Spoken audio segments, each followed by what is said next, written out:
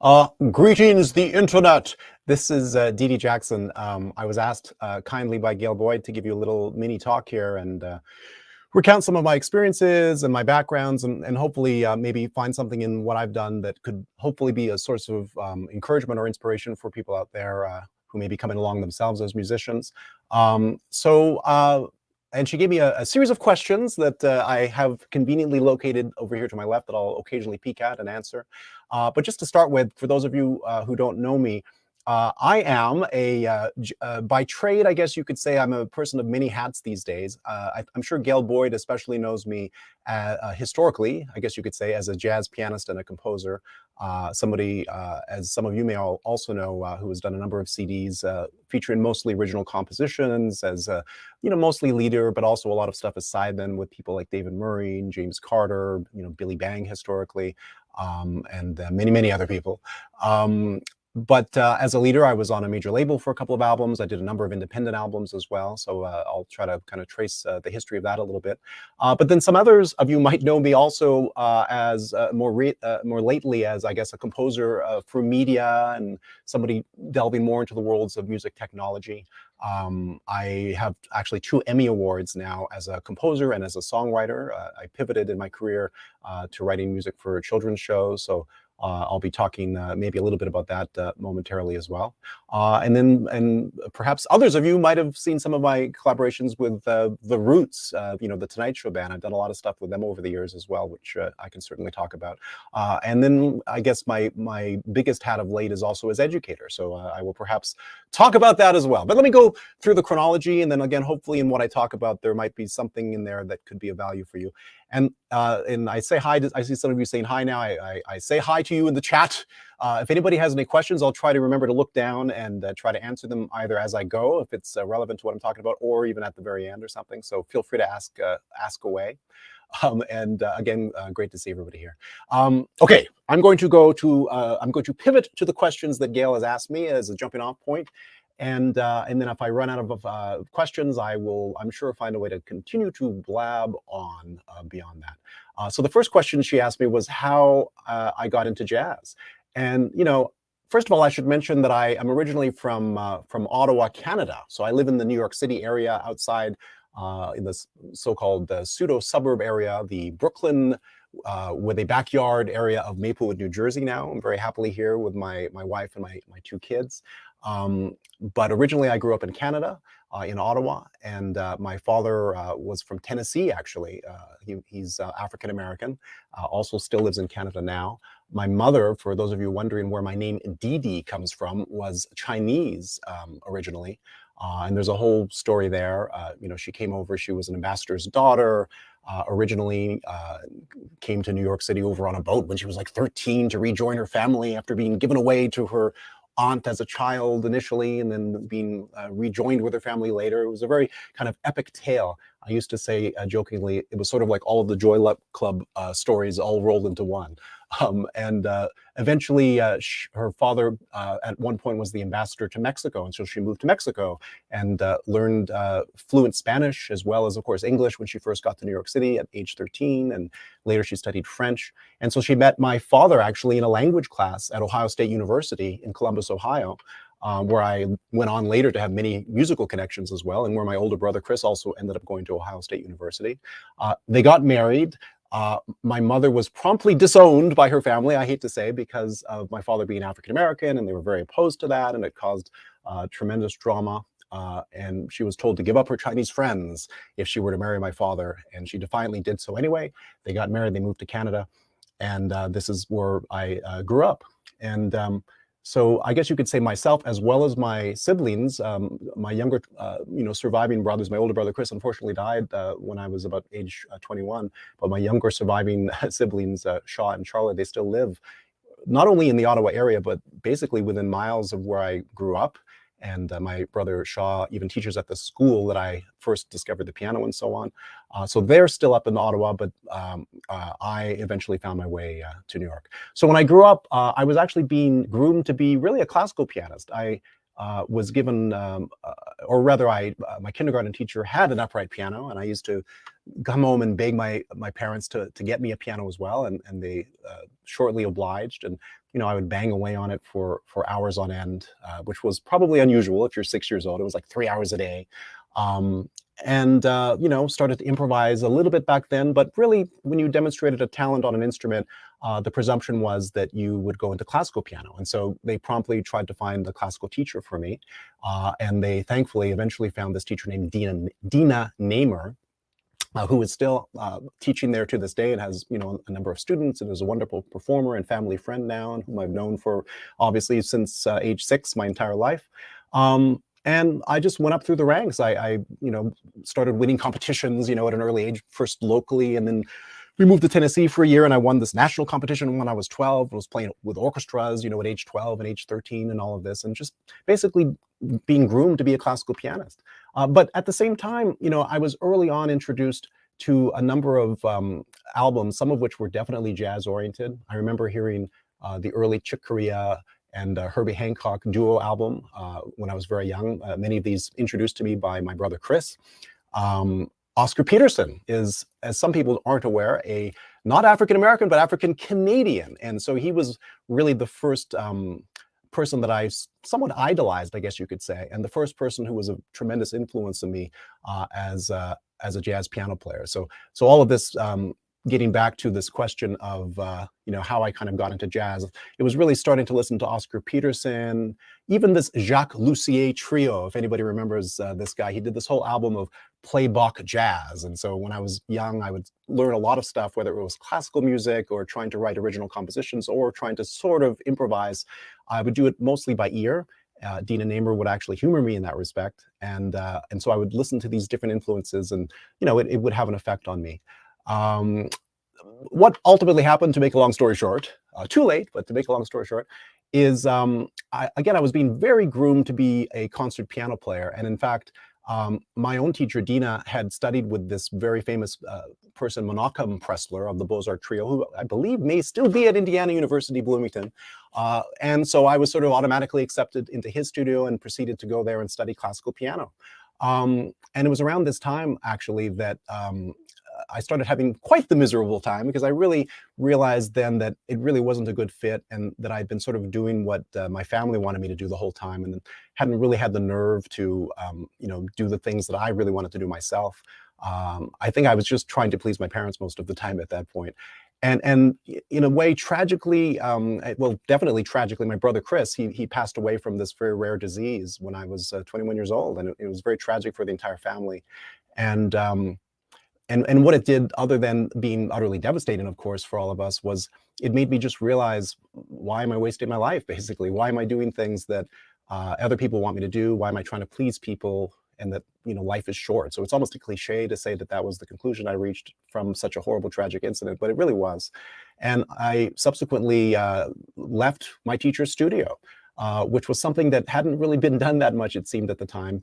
He was really quite the bigwig on campus. Although I found out later that after I left his studio, a few other people for whom it also wasn't the perfect fit also left.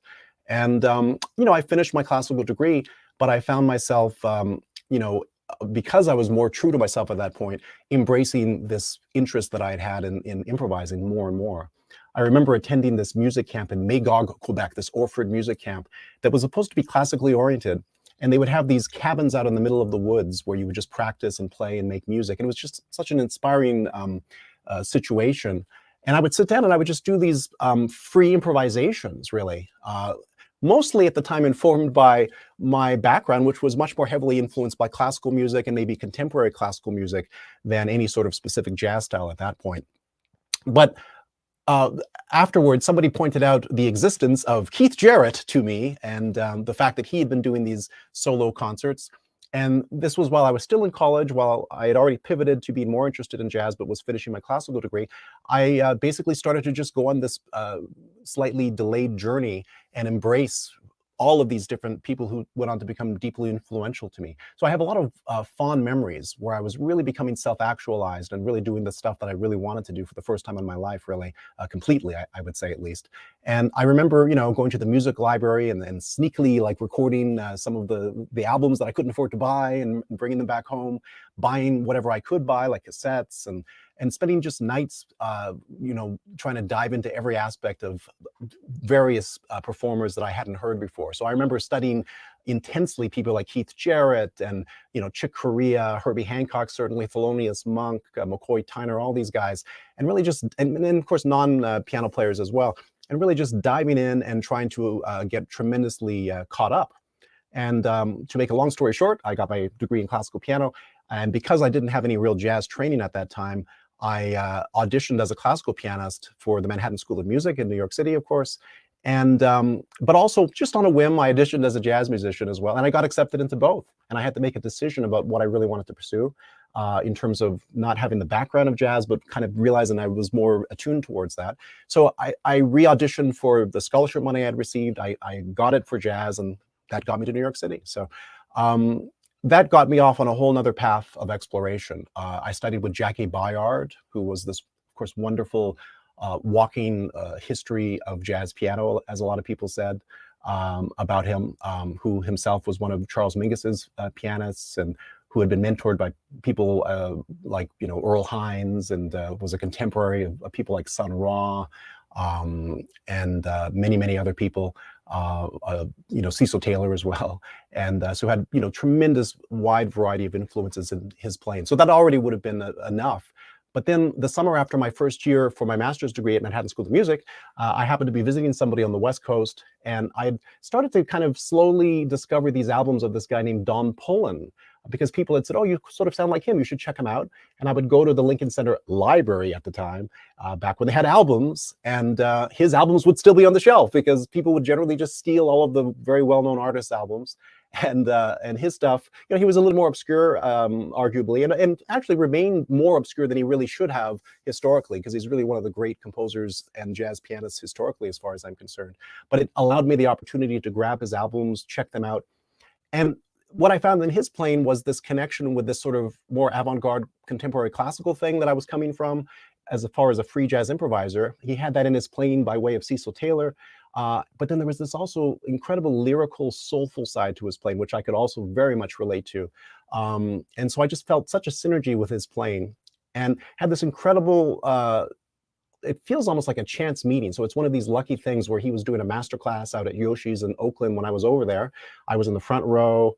He asked for volunteers. I was one of the few to volunteer, and I played for him. And he seemed to be impressed, and he invited me to become his student when he found out that I lived on the East Coast.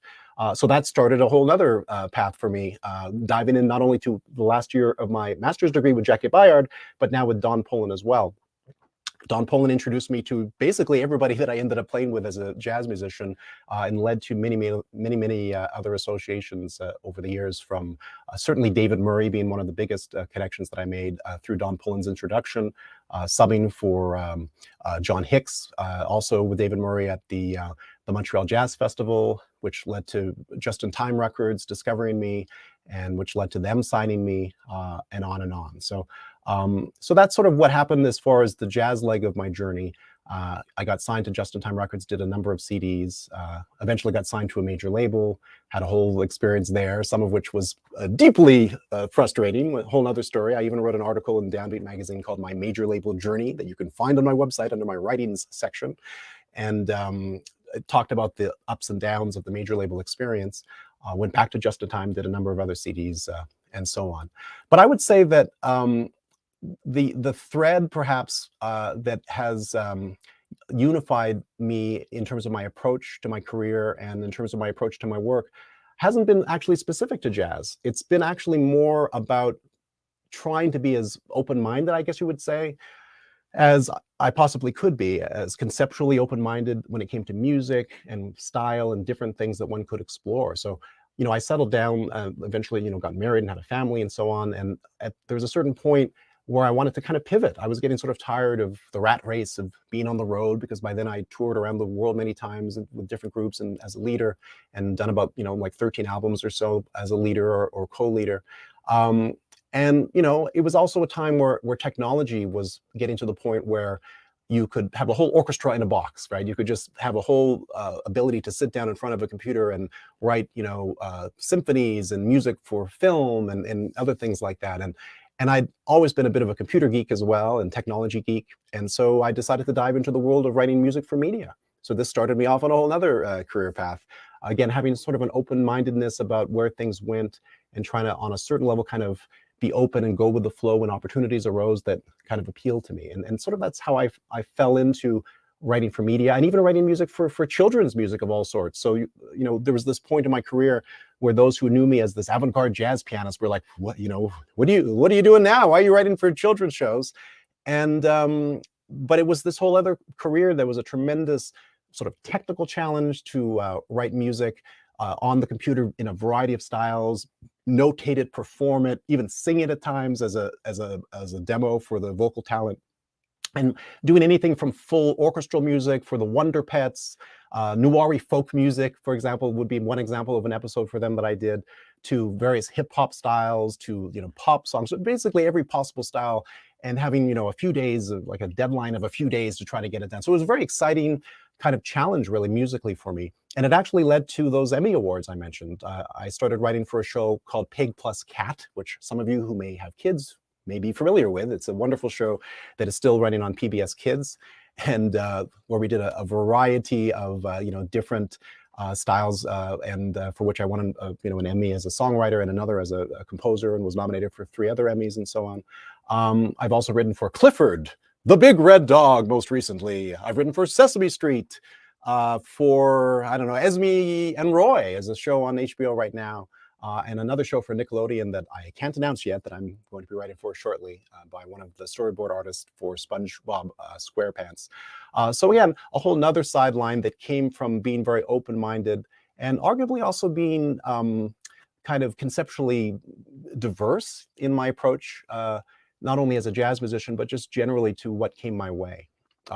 I will also mention, as far as this whole writing for media track, that many of the composers that I know in that world, specifically for children's music, are actually jazz musicians, which I've always found quite fascinating, because I think that what jazz music does is it really trains you to what better deadline than the deadline of the next moment in time, right, that you have to deal with as a jazz musician. And so writing for media is a very deadline-driven field, where you have to think on your feet, and you have to be able to do high-quality stuff very quickly and imbue it with your own sensitivity, but also assimilate many other conceptual approaches. And it was very much exactly what I was trying to do from the jazz world. Also, for those who are familiar with my music, I would say that there's always been this melodic thread. I've often jokingly said that even when I've been bashing with my left elbow or something, which I hate to frame it that way, but sometimes if you watch me play, you'll see me kind of go crazy at the piano. Even then, there is a melodic thread with what I'm doing. And to me, that's always been the parallel between the work that I've done as more of an avant-garde jazz pianist, or just as a jazz pianist and composer in general, and the other stuff that I've done writing for media. But anyway, so let me go back. I'm going to go back now to the list before I continue, so I can make sure I answer these questions. And again, if anybody watching has any questions, feel free to ask. What is the first jazz album I purchased with my own money? I actually don't remember what album I first purchased with my own money, because I was shamelessly copying stuff from the library when I finally got really into jazz, and after my earlier years when my parents would buy me stuff. But I remember some of the earliest albums I listened to were things like Keith Jarrett's Standards 1 and 2. That one sort of certainly comes to mind. The first ones I listened to when I was in college and so on. So Keith Jarrett was deeply influential to me, I would say, early on. Some advice I received from an older musician. Who was that musician, and what did they tell you? That's a good question. I really have almost too much advice that to be able to even spend the few minutes I have left to recount to you. But let me try to think of a couple of examples.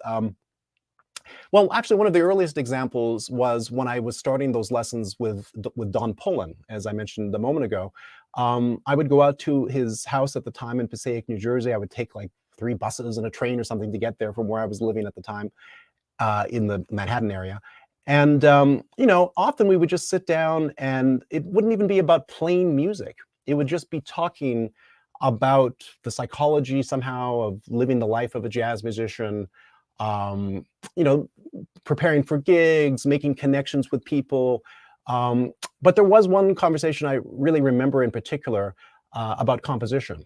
And at the point at which we had this conversation, I really felt like I had had a mental block about composing for seemingly years. So this was again in my early 20s, and I felt like all through high school I hadn't really composed much. I'd gotten off onto this classical path, of course, as I mentioned, and I was trying to get back to composition, but I felt very self-conscious about what I was composing. And Don Pullen basically said, in a nutshell, all of this. Well, actually, the thing I was concerned about was, well, what if I write something that sounds like something else that already exists in the world, and what if I inadvertently am copying it, essentially? And Don Pullen basically said, "Oh, it's all a bunch of shit. Essentially, don't worry about what it sounds like. Just be open-minded in your approach." At the appropriate time before you might record a tune or perform it live or something, somebody who you trust, I'm sure, will let you know if you've written the first 5 notes of Beethoven's Fifth Symphony again or something. And until then, you should just proceed with this sort of open-mindedness and not worry about things. And because I believed in his music so much and who he was, and we had established this mentorship kind of apprenticeship sort of connection, it literally was so inspiring that I went home, and I think at that day, probably, I wrote a whole bunch of songs, basically. And I would find as I proceeded in life that often the songs for my albums would be like that. I would have this attitude of, well, I'm not really, analyzing this or overthinking it right now, or even consciously composing, but let me write this. And, I don't know, if I were composing, maybe the next thing would be this, that kind of mentality.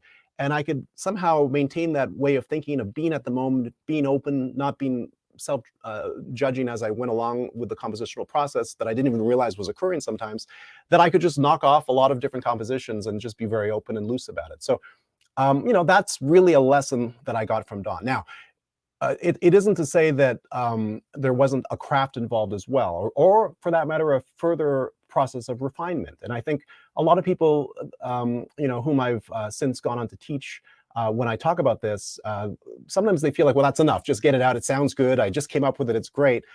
So a lot of it is about, what do you do with that information afterwards? How do you craft it? How do you refine it? Sometimes I'll have, different things going on at once, different musical ideas that are completely different from each other and are just in sort of sketch form. And then when I'm in the right frame of mind, I'll go back and I'll start to really take a look at it and craft it and refine it. So there's always that process as well. But that initial inspiration, you want to just be open and not worry about what things sound like. And just as an addition to that anecdote about Don Pullen, that actually became the basis for my first downbeat column. So I actually went on and wrote a column for Downbeat magazine. Some of you may have read over the years, called Living Jazz, where I would just write about things like that, that occurred to me. What else can I answer? How are you coping through the pandemic? Well, like many of you, it was very challenging, to not have the in-person connection that we were all used to. On the other hand, as a media composer, which was a lot of what I was doing, and even as an educator to some extent, doing more like private lessons at times, that part didn't really change very much. The challenge was directing the big band that I was directing at the time at Brooklyn College, trying to find a way to do that. But what it ended up doing was it led to sort of a bit of an obsessive sideline career that I started during the pandemic, called Remotely Recorded Ensembles. In fact, you can still go to remotelyrecordedensembles.com and see what I kind of threw together in a manic bit of energy to kind of have something to do during the pandemic. So it led to me doing essentially virtual ensembles that were recorded in advance, the individual parts separately, to a backing track that I would provide, and then I would edit all of the stuff together. And then I learned, Final Cut Pro, and so I kind of incorporated that into the mix as well. So you can see a number of videos at that website that I essentially created. That was my way of coping. But also getting back to education, and I mentioned this just in passing a moment ago, but I've also certainly been heavily involved in education really for the last, I would say, about 10 years or so now, or actually maybe more like 12 years. I started teaching at Hunter College, directing popular music combos for several years, and teaching various jazz courses. And 3 years ago, I moved to Brooklyn College and directed the Global Jazz program and the big band for a while. I'm still teaching media scoring at their Fierstein Graduate School of Cinema. And I should also add that very recently, I also was added to the faculty of this new Rock Nation school that Jay-Z started at LIU Brooklyn, which is very exciting to me, because I feel like what they're trying to do is to cast a wide net and really allow into the fold a lot of players, many times people, minorities, people of color, that may not have had the same opportunities traditionally, or may have been shut out of the process because they couldn't afford to get some formal piano lessons or whatever, and meet certain strict performance-oriented requirements to enter a performance-oriented program. And so they've just had this very wide net. And so we have all of these students coming in, some of them potentially the next Jay-Z's, some of them kind of very diamond in the rough, but just casting a wonderfully wide net. So I'm going over there now, and I'm teaching music technology. I'm teaching piano instruction as well, and hopefully some other things as things move forward. And yeah, that's also a very exciting thing that I've become involved in. Let me see if there are any questions here. Mostly hellos, which is fantastic. So hello to everybody. I see a lot of familiar friends. I have about 5 minutes left, so let me go to the questions one more time. Let's see. Any advice for young musicians to keep them encouraged? Okay. I would say, I always think of this anecdote that I remember. There was a time where Billy Joel was going around the country, apparently to colleges, and being interviewed and being asked questions from students. And one of them, I recall, asked him, should I go to medical school, or should I pursue my passion to be a songwriter or a musician? And his answer was, well, you definitely don't want to be a songwriter unless you have the passion to do it at all costs. So if you have to ask the question, then probably, I don't know about medical school, because I'm sure that also takes tremendous commitment, but he was basically saying, don't be a musician. And it speaks to this idea that it's a challenging profession to be in. So you need to definitely have the eye of the tiger, and have an obsessiveness and an openness and a passion, to pursue it, because it's already very, very challenging. So that was the first point. The other thing I would say is, if one is interested in pursuing this, I would say, of course, it's difficult now with, during this sort of hopefully post-COVID age that we're hopefully approaching, as opposed to the full COVID age. But, traditionally, I would have said, try to get yourself near a center where the thing that you want to study is, of course, being done, right? So a lot of people, they kind of have a comfort level. They reinforce, their own abilities, even without branching beyond them. And they associate with like-minded people and like-minded cliques of people. You see it in jazz sometimes, where you have almost people of the same race or the same, kind of school of thinking conceptually, that are all together. And one of the things about coming to a major center, if you're able to, of course, where the thing you're doing is being taught, is it allows you to kind of get outside of that comfort zone, get outside of your box, and really be open, to new ways of thinking. And so I think it's very important to not be afraid to do that. So a lot of people get caught early on by wanting to just stay in their little, like the big fish in the small pond syndrome. I remember when I was in high school, and people would compliment me, and they were like, don't let it get to your head. And I was like, it's not going to get to my head, because I want to go to New York and do other stuff. Or that was already kind of percolating in the back of my mind. So it's the same idea, that you don't want to just get caught up in a little clique and have this sort of self-reinforcing mentality around you. You want to deliberately get outside of your comfort zone. I'm teaching media scoring, as I mentioned, at the Peterson Graduate School of Cinema. And just today, one of my students told me that he wrote this new cue, and he deliberately chose instrumentation that he hadn't used really comfortably before, and a style of music that he hadn't really done before. And I was saying, yes, that is the right approach in general in life, but certainly when you're a student at an academic institution. That is the most sheltered, wonderful, open environment in which you can just try out your ideas without any fear of failure. So yes, I encourage people to have that mentality generally in life. And if you're interested in pursuing your passion, to try to get to a center where it exists. If you can't afford to do that, then at least connect with the closest thing, like find a mentor who is sincerely doing the thing that you love, and try to connect with them, either in your community, or these days, even during via Zoom or something, just as a jumping off point, and seeing if it's something that you want to follow through with additionally. Okay, let me see if there are any questions. Otherwise, I think that's time. Look at that. I blabbed for 30 minutes straight. Oh, 45 seconds to go. Here's a question. Okay, I'm going to answer. Andy, how's it going, man? How do you balance keeping your skills up between playing piano, composing, teaching, and your tech shops? Okay, I'm going to answer this question in 37 seconds. And the answer is, I don't believe in multitasking. I've told this on various levels of analysis to students before. But I do believe that you can schedule your time so that you set aside enough time to focus in on one thing at a time, even if that time that you've set aside for a specific task is only a few days in a row, such as writing an episode of television, and kind of keeping everything off and then just doing it for those 3 days, and then you have a concert coming up, so you focus in only on the concert. So I think what I've learned is to be more efficient with my time and to not procrastinate, and to try to gauge how long it takes to get whatever it is I'm focused on to get it done. And then when I'm not in that zone for the time that I've apportioned to do that thing, I'm working on something else, or I'm relaxing, but I'm not just thinking the whole time, oh, I should be doing X, Y, and Z. So that allows you, I think, it's almost like getting 9 lives versus 1 life, right? Because it allows you to just be much more efficient with everything you do. I'm so happy I got to answer one question. So thank you, Andy, and good to see, or good to hear from you. I'm done. I don't know what happens when I'm done, but thank you all very much for listening. And hopefully I'll see you in the real world in addition to in cyberspace. So thank you very much.